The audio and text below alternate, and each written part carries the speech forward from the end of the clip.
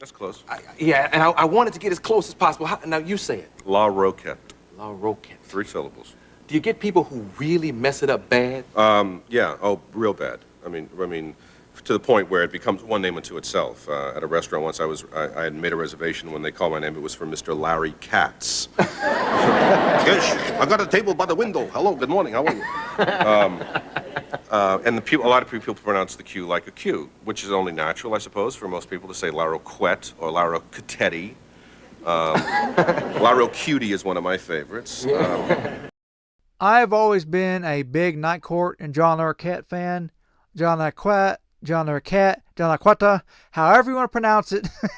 He's a funny guy, a great actor, and I just love Night Court. Now, I have quite a few pieces with John coming up in the future, but to start things out, here was John on the Arsenio Hall program. So, without further ado, John and Arcee.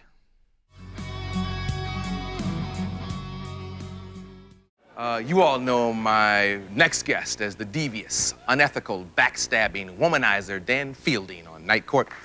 And he, yes.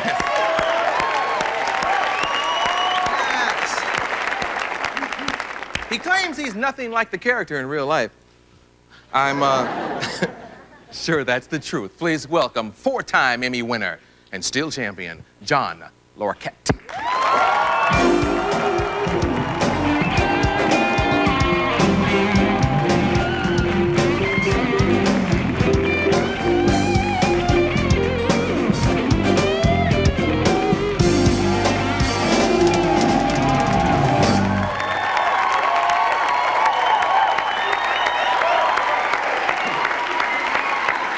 It's very cool. It's my David Lynch look. You like it? I like this. But what does that say on it? Sportsman. Yes. Sportsman. Are you a Picture sportsman? of a little bird on it. No, not really. Have you ever gone hunting? Just a or poser. anything? Just a poser. Okay. Yeah, I used to go hunting a lot in Louisiana when I was a kid. I still fish. I love to fish. I haven't fished since I was young in Cleveland. Oh, you can fish around here pretty good, actually. I mean, the water's pretty low in the northern part of the state right now, but there are a lot of reservoirs and lakes in California that have some good fish. Now, you sound like you really know this. I do.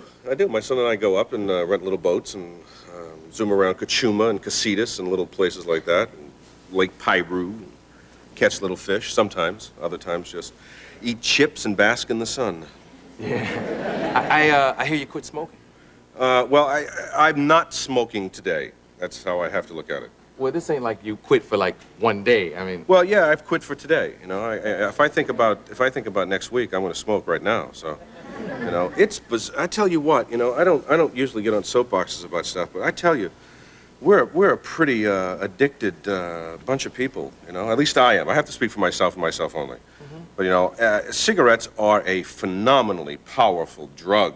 Let me tell you. You know, nicotine is a very potent, addictive drug. I mean, I know it. I mean, I can just tell in the 13 days that I have not ingested cigarettes, and I smoked pretty major league cigarettes, none of this like, you know, sailboat, you know, or anything like that. I mean, you're talking about Camels and Marlboro?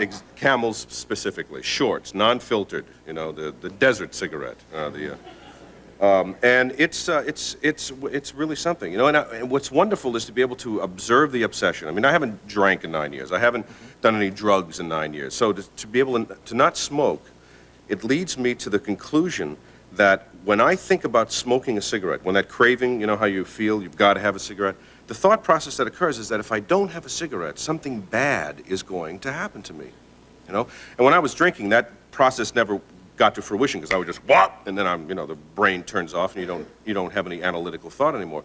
But with a cigarette, I can feel the process in my mind going, now you better have a cigarette or something bad is going to happen, you know. And the wonderful thing about getting off of substance like cigarettes, if you're just willing to sit for a couple of minutes and just slow down, take a breath, that obsession moves away, you know, and then you can wait for the next hour, the next 2 hours, whenever that thing kicks up again. But it's pretty potent.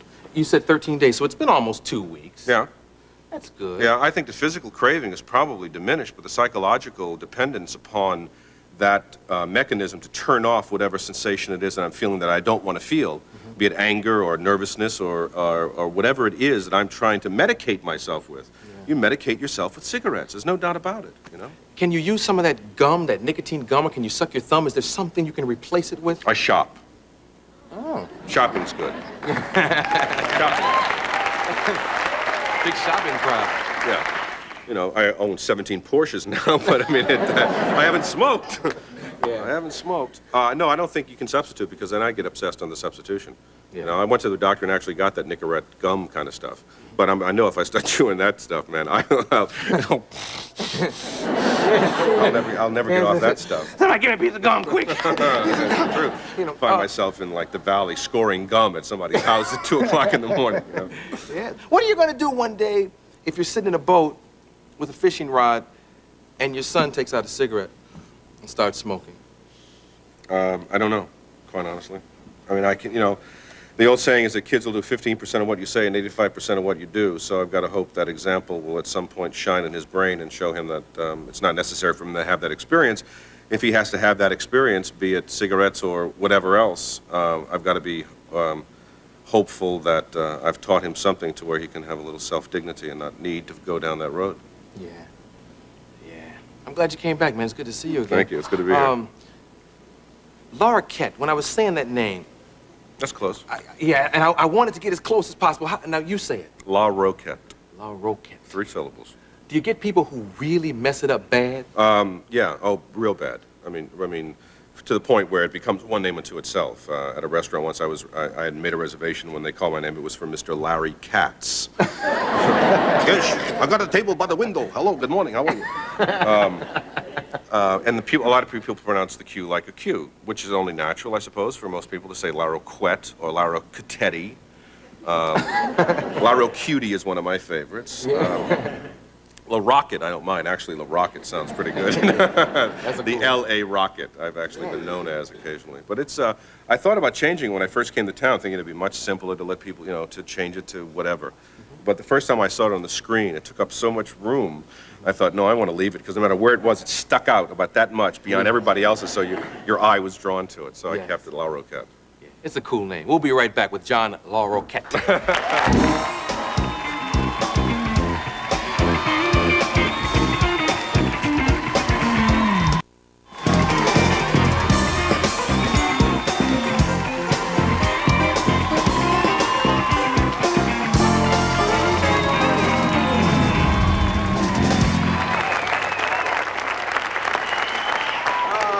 Last time you were here, you talked about leaving the show, possibly. Maybe this would be the last year. Mm-hmm. And then I read this article in TV Guide. Now, I won't read the whole quote, but basically, you said I'd be willing to listen to their offers, and you used the word blatantly astronomical. Well, you know, I just read that today. It's the first time I became aware of it. I'm sure I've said that. And I certainly would be willing to listen. You know, I'm very grateful to Warner Brothers and NBC for the amount of success that they've helped participate in my life. And I certainly want to talk to anybody that has any ideas about the next season. I've always imagined this as the last year, and that's how I'm viewing it at this particular moment. Mm-hmm. For a number of reasons. I think the show is much more comfortable this year, but it's it's a little long in the tooth. After 7.5 full seasons, it gets to a point where, can you find more interesting things to do? And it's totally selfish as an actor, and America doesn't care about this, and they shouldn't, but just as this individual actor, I'm sort of anxious to move on and find other people to bring to life other than Dan Fielding, you know. Yeah, you talked about having Dan go in a different direction if you stayed. Well, I think that the only thing left for Dan Fielding to do is to get into a monogamous relationship in his life. That's the only thing left that he hasn't done that I think would be a wonderful fodder, a lot of fodder for humor. Dan Fielding trying to be faithful to a woman, to have some sort of ethical behavior in his life, would be like putting him on the moon, you know? I think it really would be very interesting. And I have no idea what kind of woman that would be willing to have a one-on-one relationship with this man for more than, a subway ride. But I don't see anywhere else he can go, you know? Again, as an actor, it would be fun to put him there, but who knows, you know? You know, it's kind of funny him saying that, because that's exactly what happened. After Night Court ended, at some point he found the love of his life, became a one-woman man, then a widower, then come back to the new show. Basically, what he's talking about did happen to Dan. So what he's talking about, sort of the show we did not get between, the old night court and the revival that came and went kind of quickly. But yeah, it's so funny to talk about that. Just amazing how funny things worked out. Now, when it comes to new series that he had this interview in mind, as had always been what he thought of, I don't know, but it's just quite coincidental he talked about it. The executive producers this year, who used to be writers on the show the first season, we're very comfortable there. They're having a lot of fun. I mean, they wanted NBC to say, please come back, because this year the show is a lot more character generated. We've changed nights. I'm sure, hopefully, the rest of the world knows by now, but we're on Fridays now. It's 9 o'clock, 8, 9, I guess. I don't know what it's like in Pacific time. I mean, Mountain time. But it's a lot more fun this year. I like being there.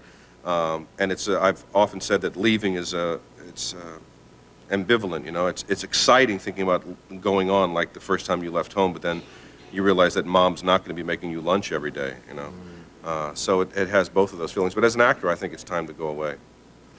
But you know, it has to be more scary than not.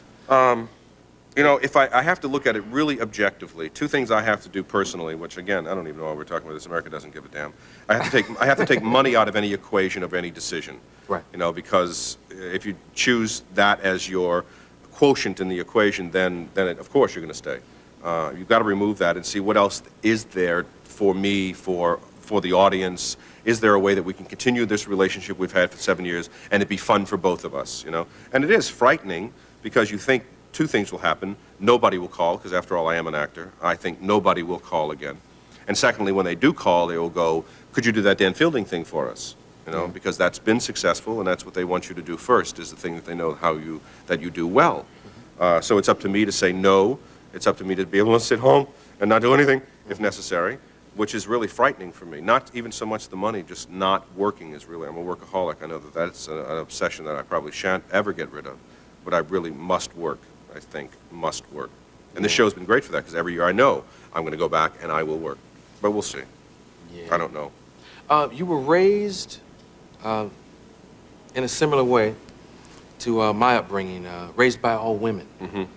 What women were around you? My grandmother, my mother, my aunts. There was a grandfather as well, but he was a longshoreman.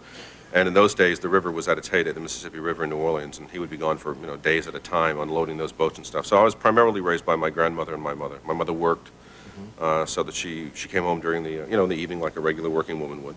My grandmother worked at my grade school, so I was with her a lot. And I was an only child and Catholic. So it was an interesting upbringing, I suppose. I mean, nobody that I knew was an only child. In the Catholic families, it was pretty. Catholic families are fairly prolific in the South. Or anywhere, I suppose. They just seemed to be, every family that I knew had more than one child running around. Yeah. So it led me to, really questioned exactly how I fit into the psychology of that whole area. Yeah. How did it attribute to who you are today?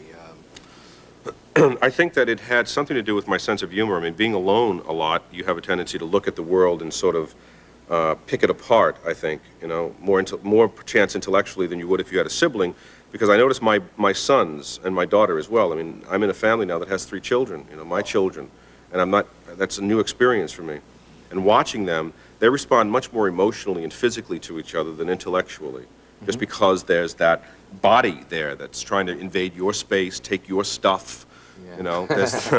Man, I sometimes look at them and I get on my knees and say, thank you, for not letting me experience that. But at the same time, I realize that I grew up a lot more selfishly than probably they're growing up, because they have to learn how to compromise and cooperate to live. I never had to learn that. So when I went out into the world finally, and the world would say no to me, I would go, what the hell are you talking about, no? I must have what I want now. Do you understand who I am? And the world would go, later, and move on to whatever it was doing, and I suffered a lot for that, I think. Did that better prepare you for the doors slamming in your face in Hollywood? And I don't mean this pompously, but I don't remember any doors ever slamming. I mean, when I decided to be an actor and I moved here in '73 to do it, when I decided to go out and get a job, I went out and got a job, and I worked ever since. I've never really suffered that sort of indignity as an actor so much. I don't think. I mean, I may be deluding myself, but I don't remember ever having to starve or get a lot of rejection, when I started. It came pretty easily to me. That's good. I'm glad you gave an honest answer because, you know, most actors, they give you that story. Oh, I lived in an apartment with 3 other guys, Brando and De Niro, and we had one bean, and it was on a string, and we put the bean in the mouth, and it snatched it out of Brando's mouth, and then De Niro would suck the bean, and we had one bean, we had to share it, and it was terrible. It was fighting, and the doors were slamming, and you know, you just say, hey, I got off. Yeah, I did. You know, I did a play and got into a television series and went into my season of hell when I decided that I needed a lot of inspiration to act, and spent a lot of time in my own private dominion of rejection, you know, and isolation, but that was self-induced, not by the business, but by my own lack of willingness to love myself. Yeah.